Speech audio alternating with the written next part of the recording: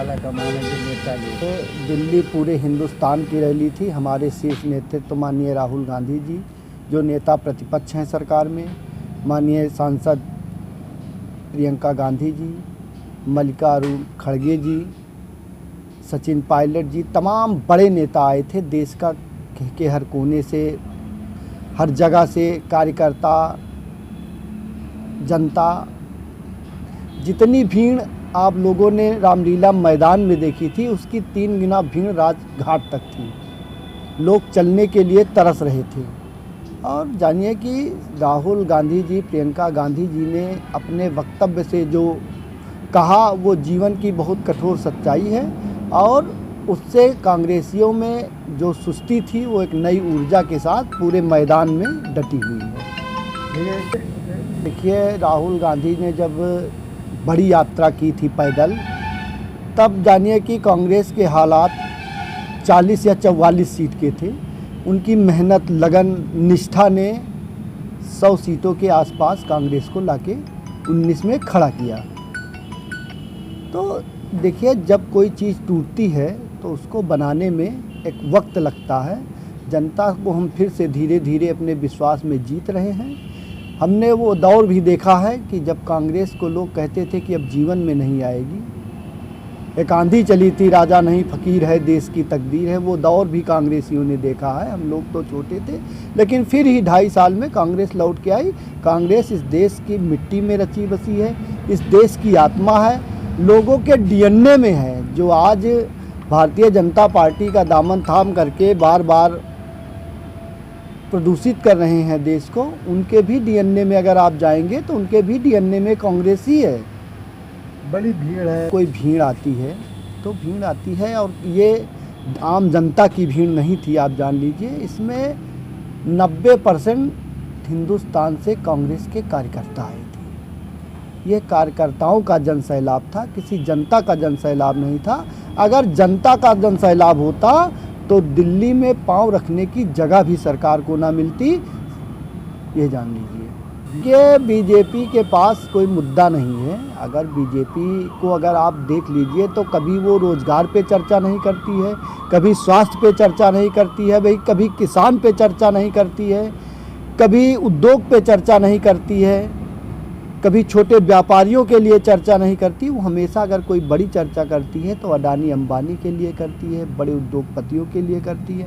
आप सोचिए, बिहार में ज़मीन ले करके, इतनी बड़ी ज़मीन 1 रुपये साल, किसानों की ज़मीन 1 रुपये साल अडानी अंबानी को किराए पे दे दी गई विद्युत प्लांट लगाने के लिए। और बताइए, किसान बेचारा ठगा मारा सा है। तो कहीं ना कहीं आप जानिए, बिहार चुनाव में किसी भी इनके प्राके इन्होंने सरकार बनाई, आज गरीबों के घर गिराए जा रहे हैं, ठेले लोग नहीं लगाने पा रहे हैं। आज वो पछता रहे हैं कि हमने चंद सिक्कों के लालच में अपने 5 साल के जीवन याचिका बर्बाद कर दी। तमाम का प्रत्येक कार्यकर्ता कर्मठ, निष्ठा, ईमानदारी से है। वो देश का सच्चा सपूत है। उसने देश की आज़ादी में भी तिरंगे के नीचे सांस ली और आज भी तिरंगे के नीचे सांस ले रहा है। हम जालिम दुश्मनों से लड़ रहे हैं, जो ये जालसाज दुश्मन हैं, इनसे हम लड़ रहे हैं। आप जानिए कि एक बार जंगल में बहुत से पशु पक्षी इकट्ठा हुए। कहा जो है कि शेर को राजा ना बना करके जिसकी संख्या ज़्यादा हो उसको राजा बना दिया जाए। तो बंदरों की संख्या ज़्यादा थी, अब बंदर राजा बन गया। भाई, शेर तो शेर है तो दहाड़ेगा तो है ही। जब शेर ने एक दिन दहाड़ लगाई और उसने शिकार किया तो लोग राजा के पास गए। अब राजा ने क्या किया, इस डाल से उस डाल, उस डाल से उस डाल बंदर कूद रहा था, क्योंकि उसके नेचर में था, क्योंकि वो कुछ जानता तो था नहीं राजनीति का। तो उसी तरह भारतीय जनता पार्टी के हाथ, अंधे के हाथ बटेर लग जाने से बड़े शिकारी मान लिया उन्होंने अपने आप को कि हम एक बड़े शिकारी हैं। तो बस आप जानिए कि वो इस डाल से उस डाल कूद रहे हैं। धीरे धीरे जनता सच्चाई जान रही है और एक दिन भारतीय जनता पार्टी का पतन निश्चित है। आपने लोकसभा चुनाव में देखा होगा, कई चुनावों में देखा होगा, कहीं कहीं अंधों के हाथ बटेर लग गई।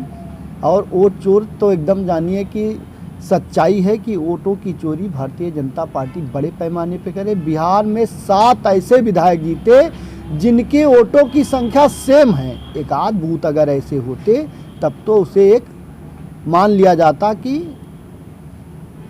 अनकेन प्रणाकेर हो सकता, लेकिन 7 विधायक और उतने ही वोट, तो आप सोचिए कि कहीं ना कहीं वोटों की चोरी हो रही है। ये आप पत्रकार हैं, देश के एक स्तंभ हैं, जो ये चर्चाएं देश विदेश में दिखा रहे हैं, हिंदू मुसलमान का भय दिखा रहे हैं, इसको आप लोगों को खुल करके रोड पे मैदान पे दिखाना चाहिए।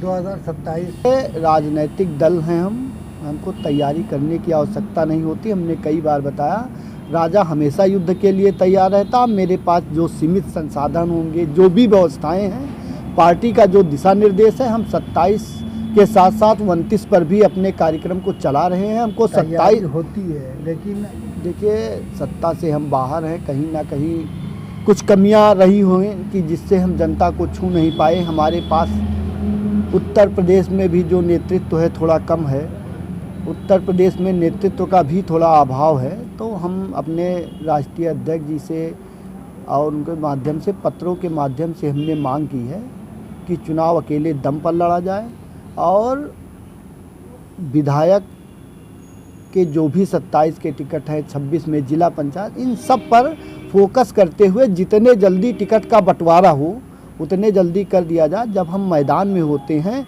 तभी हम विपक्षी को कुछ जवाब दे पाते हैं। तो हमारा प्रयास है कि जल्द से जल्द इस पर फैसला हो, हम मैदान में हो। टिकट किसी को भी मिले, पार्टी में सभी कद्दावर नेता हैं, सभी कार्यकर्ता हैं, पार्टी जिसको टिकट देगी सर्वमान्य होगा। उसके लिए एन केन प्रणाकेर धन बल के साथ समर्पित रहा जाए।